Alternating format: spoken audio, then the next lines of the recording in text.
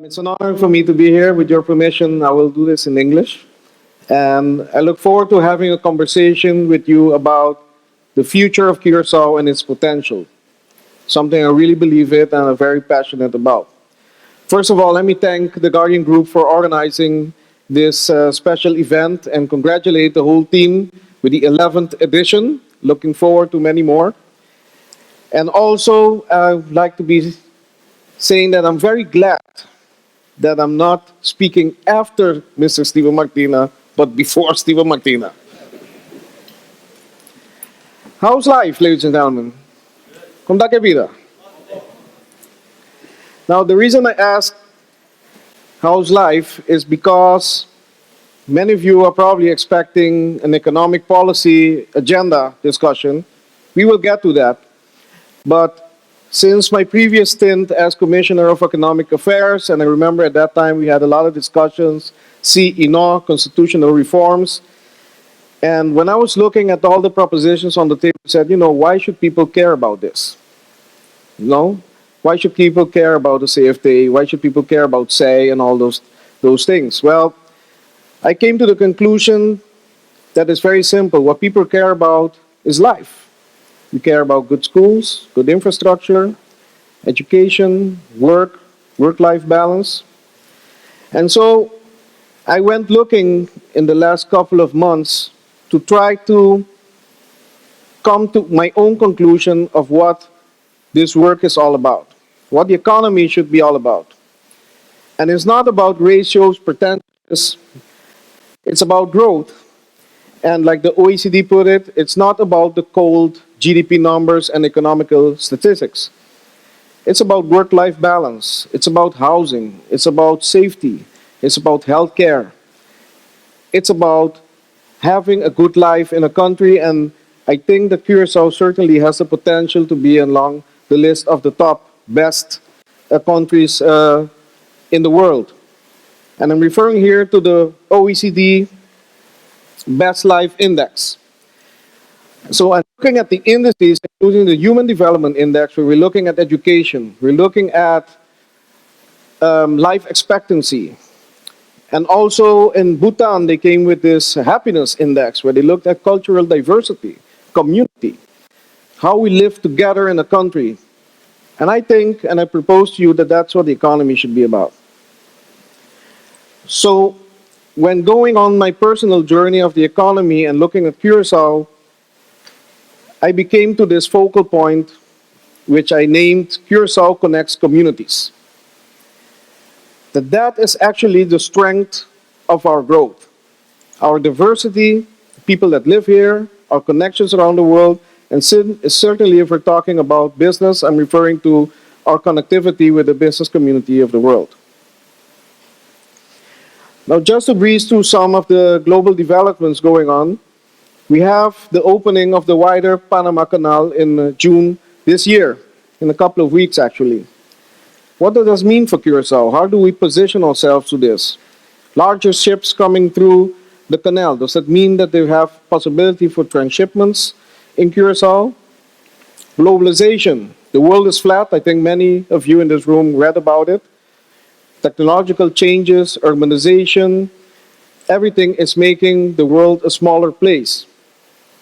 How do we position Curaçao in this digital economy? Added pressures from larger countries and trade blocs, the unification of tax and other regulations.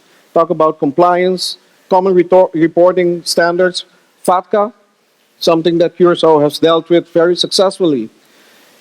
It's putting added pressure, but also new challenges on business and our economy. The rise of China, where Curaçao was in the backyard of the largest economy and the United States, and possibly in the future, this will be shifting to China and the Asian region. The evolution of money, how should we look at this? Is it a threat? Is it an opportunity? Certainly, we should be wary and embrace the fact that probably we're moving into an era with digital cash. Urbanization, as I said, larger cities, people are moving more to urban areas that has a lot of challenges with it, which although we are small, I think is comparable to Curacao. We're talking about housing, the economy, mobility, transportation, how in the urban setting business has to thrive. Also health, illness, the Zika virus, for example. And also something I believe strongly in, the shift towards small and medium enterprises. I've been trying to figure out personally, I did a little bit of stock investments just to entertain myself, but I couldn't figure out the global economy as it was moving. But if you see around on the surface, underneath, even in Curacao, you will see that the new economy is with startups, entrepreneurs, even people that were laid off that became knowledge workers. Something is happening, and I think there is a hope for the future. We also have local opportunities. Curacao has a long tradition as a trade and distribution point, which I think we should continue to build on. We have a service economy, and I know this is a difficult discussion at times, where we still have some of us that are doing manufacturing, some of us that are exporting products, and we'll see one of these guys in a bit. But the issue is, the essence is that our economy is composed almost 60% of services. If you look at tourism, financial and professional services, logistics, that comprises of a greater part of our economy. This should be considered our strength. We have a national development plan. I see our project manager sitting there.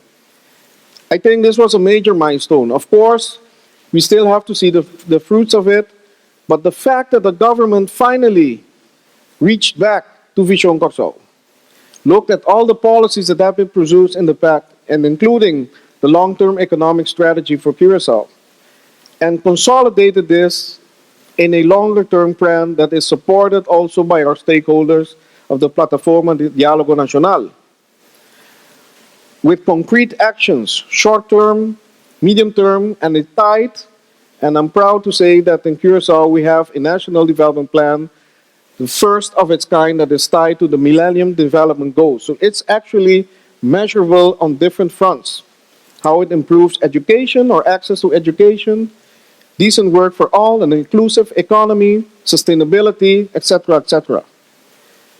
We should embrace this plan and carry it forward, and certainly past September 30th, 2016.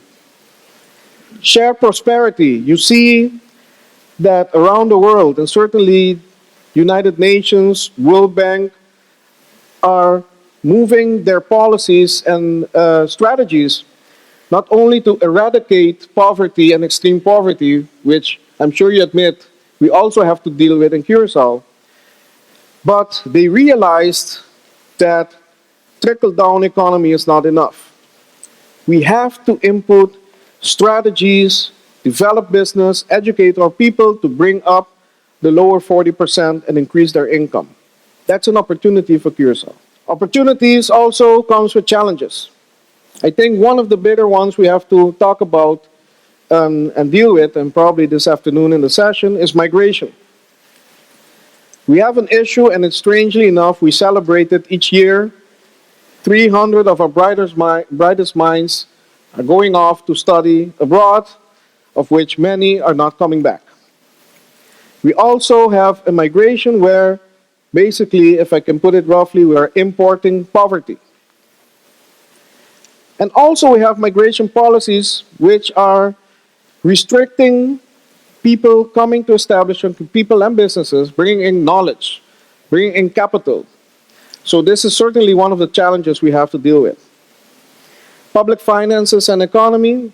After 2010, as you know, with the debt relief, and certainly I have to acknowledge the work done by my colleague Minister, Mr. Shardim, we have a stable public finances at this moment, but the economic growth has been lagging.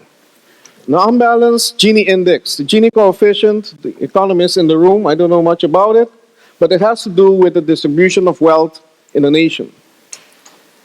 Many of you, many of us, even in the middle class, are feeling an enormous pressure, even how to reach the end of the month. Dealing with supporting your family, your household finances, and so on. So this is something that in Curaçao we need to figure out a way to deal with. We have an insular and open economy, which is good on the one hand, but it makes you vulnerable for different influences and developments around the world. So we should really have to reach inside and see how we can develop our strength, strengthen our sectors, strengthen our workforce in order to compete in the global economy. And that's why I propose that we align the past, present, and future to determine and assume our place in a global economy. Of course, we live on a beautiful rock called Curacao, but we're part of a global community and a global economy. And we should look further than our borders to capitalize on opportunities out there. That's a strategy for growth. Now, I mentioned some of the entrepreneurship, and these are just some pictures to show you what's going on Curacao. And we were talking just then of app developers that are doing amazing stuff. We have the guys of Scampi who, missing Curacao when they're studying, created a whole music experience online. Here we have in the middle Tatiana, 14 years old, started her own business. We have the Cookie Monster who's selling cookies in different offices, I believe Guardian Group as well. Very popular. He started with a few $100. Blue Curacao, winning competitions, Alcolado Casial being exported in 26 countries. The guys from Curacao, who not only believed that they can export a product that grows on Curacao soil, but they develop it along the way, making a top-of-the-line cosmetics. And my wife uses this, believe me, she's very excited about it. It works. So we have everything, and it's already happening, ladies and gentlemen.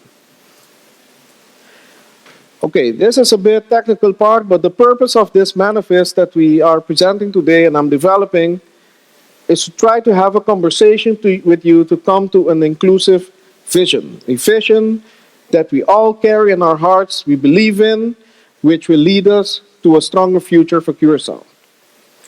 Also a shared understanding on how to get there, which pillars we should use, which sectors, and a smart way to develop a sustainable economic growth, which leads to the agreed upon process. And this is the important part: facilitate cooperation, collaboration, and if I may say, co-investment, public-private partnerships. These, I believe, are the key for us to develop and realize our potential as Curacao, economically, socially, and about a douchey life on Curacao. Build a smart island where we use technology, innovation, entrepreneurship, not only to grow our economy, but to improve public services, infrastructure, learning facilities, and again, leading to an improvement of life. And I think, and I dare to say that together we have enough brainpower in Curacao to develop our economy in a smart way. This is not an exclusive representation of, let's say, community stakeholders. It's just to say that I propose that together, different stakeholders focusing on our own core business can align, maybe in a coalition of the willing or a coalition for growth, putting life at the center, where politicians not only make plans or talk, but can together create an integrated vision for Curacao, but also dare to put a dot on the horizon, a direction. You know, I learned sailing, I still have to go back, but what I like about sailing is there's no straight way to get there, but you need to have an anchor point and tack along the way to reach where you want to go. That's what politicians together with community leaders have to do. The government, of course, has to be more facilitating. And I know that many of us politicians have been making promises like we're creating jobs.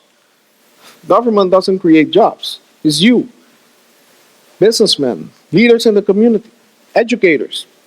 So the government has to be more facilitating, evidence-based policies and decision-making, looking at the numbers. I dare to say that if we go that route, many of the discussions we have today will become more objective, and we will be able to make decisions together, even though some of us might have opposing visions.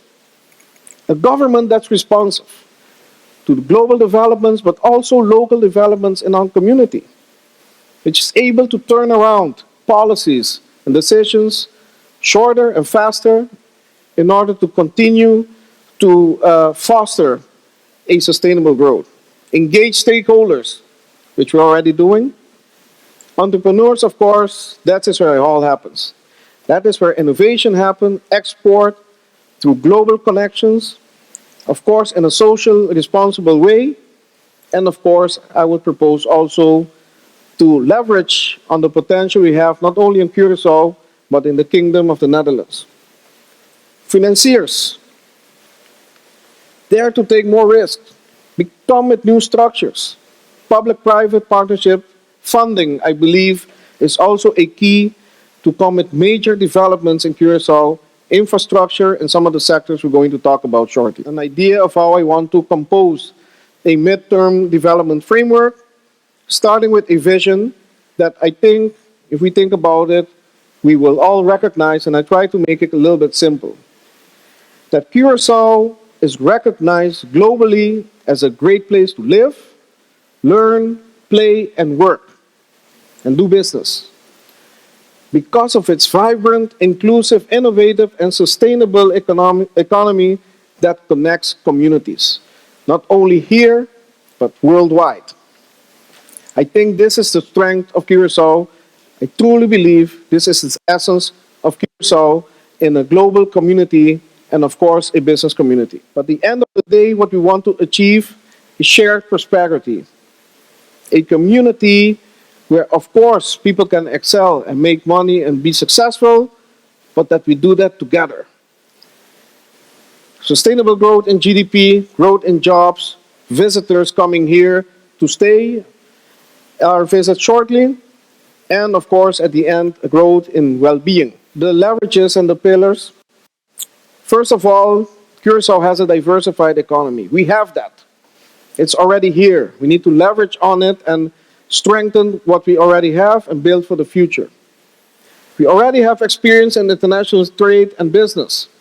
We should do more, dare to go further.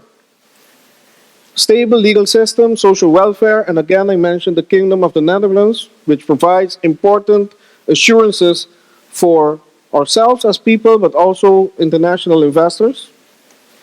Use more our diplomatic and international network. That is certainly one of the assets that we have that is underutilized.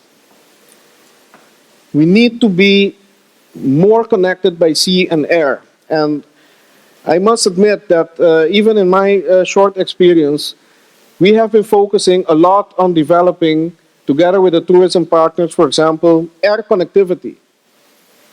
We should start looking also at maritime connectivity to realize our potential in terms of the maritime sector, but also, for example, our free zone.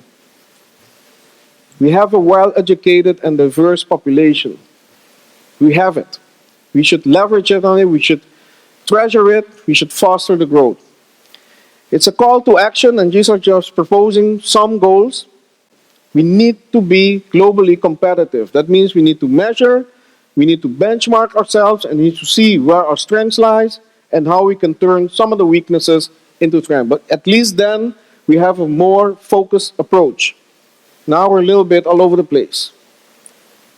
Economic growth and shared prosperity, I already talked about. Quality of life. At the end of the day, everything we do is to have a decent life for everybody on Curaçao. And the way to do it is through collaboration.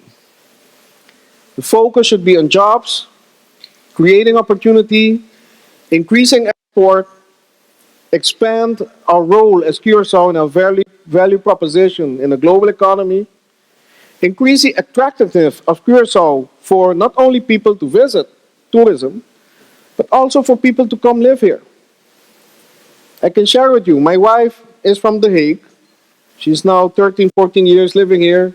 Not one day did she ask me to go back to Holland? Because we have a good life here. Curaçao has a lot to offer. Let's sell that. Let's promote that. We should position Curaçao and claim to be a center of knowledge in the Caribbean region. We have the potential, we have the universities, we have the science, we have Carmabi, we have the knowledge zone. I see Miguel Huda sitting there. Let's do something with it. And be directed on results, inspiring and motivating people to be successful, realizing their own potential, creating opportunities locally and regionally, and of course, present Curaçao as a world-class destination for tourists and businessmen alike. I won't go into much details. These are some of the pillars. Organizational development, and certainly with regards to government, is very important that the government learns to break the silos, that the ministries can align, for example, stand behind the implementation of an NDP, focus their energies and efforts to become more outcome-oriented, not only output, but outcome. What do we want to realize with everything that the government do in the government budget? Building up capacity in all the ministries. Being open to talent and talent retention. Infrastructure development, very important. I think we should admit that, at least I dare to admit, that I don't think we have an infrastructure plan for growth. And those that live at the Yantil area, Caracas Bay area, know what I mean, congestion. So we need to have an infrastructure that resolves the congestion, but also plan for growth. Look at Banabao, look at Pescadera. But that's the intangible in the infrastructure. We also need a financial infrastructure that supports growth, a social infrastructure, and so on. Business development should drive the economic growth, should drive improving lives on Curaçao. We need to support the startups, create the ecosystems for them to be productive, link them with others across the world, make our sectors stronger, and create an environment for business to grow. Workforce development, that is also the key. We do have a diversified and I believe still very well-prepared human resources. Certainly where I worked, I was very surprised. Even in one case, I had to create a job just not to lose a student that did a small project for us. But we need to invest in our human capital. Technical, vocational education, lifelong learning, capacity building, competency-based training on the work floor. And that is something that we need to partner on.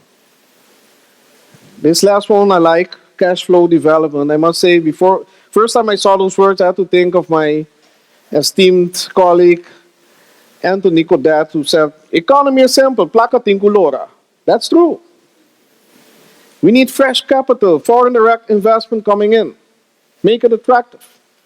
We also need businesses to grow so they can have enough profitability in order to invest in their companies, in their growth, and their human capital. We also need funding structures in order to realize the potential that we have. And I mentioned, and I will mention it a few times again, public-private partnership, mezzanine financing, risk financing. And we're taking some steps to go to that direction. Okay, I'll just show you some of the sectors that are important as the NDP proposes and rightfully entitled Building on Strengths. We already have different structures that are moving, that are growing. And maybe we should reach further. And we have some new upcoming sectors. Tourism, of course, is a no-brainer. It is almost or around 20% of our GDP. 23% of new jobs are created from this sector. One of the biggest foreign currency generators. And we need to go and develop the product, make it more attractive. The financial services, I think we need to reach further. Domestic and international financial services, new products. We need to appreciate what the Steve brought forward to the table in terms of new products, but maybe we should also look into technology, fintech. How can we use technology to solve some of our problems, like, for example, payment solutions, and export this in the region. And there's one country that is already interested in a service that one of our banks has developed. Transport and logistics. I believe this is one of the sectors that has more potential of growth. We have a Curaçao Maritime Center plan where we have a ship repair, and hopefully in a couple of weeks we will have that deal with Diamond signed. Education, we're working on maritime education, and I'm glad to hear that some of the international companies sailing under our flag are moving their headquarters to Curaçao and is investing in education of our people in the maritime sector. The refinery. This, of course, is a, let's say, difficult discussion. But if you look at the numbers, if you look at the GDP, what it represents, 2,000 jobs, 6% of a GDP, potential billions of dollars of investment, a potential, at least on a temporary, 4,500 jobs. It has to be clean, it has to be upgraded. But let's also start discussing about the future. What will be there after the refinery? What can we do now in terms of renewables? What can we do with hydrogen that will be produced by the new LNG, let's say using LNG for production? Moving to alternative, we are already a leader. We have the potential to have 30%, 40% renewable in 2030. Expanding windmill, but also welcoming new projects in science and Omaira, the blue economy, of course. Not only in terms of energy and lowering utility costs and being more sustainable, but also has economic potential, as you know. Maritime, I already mentioned. There's a harbor policy and there's a potential of developing yachting, deep sea harbor at the Bulumbai, and I'm glad to say that we are forming together a team that will look into development of the Bulumbai area in addition to the LNG terminal that is already planned. This is the future, 2.0, 3.0. This is where our youngsters, I think, can be productive. ICT, we have the infrastructure, high bandwidth, we have a data center, we have all the potential to be a big player in this arena. Not only producing apps, software, but call centers, solutions for business like EBIS Management, who created a one-of-a-kind software that they're now selling even from Singapore. The spaceport. I hope the flight is coming. Creative industry, not only art, but also using technology to create added value. Agriculture, changing from artisanal fishing to international fishing, to have a fishing fleet. We have the potential to train our people to become more effective in generating business from fisheries, but also we have to look into fish farming, and there are already entrepreneurs looking in that direction. And farming itself, food security, replacing imports by becoming innovative in horticulture and create even a permaculture philosophy here in Curaçao. We have the potential. This I offer as a new industry, life. Reminds me of Maurice Adriaans once. He did a research and asked, I think, Dutch companies that were established in Curaçao, now why do you come here?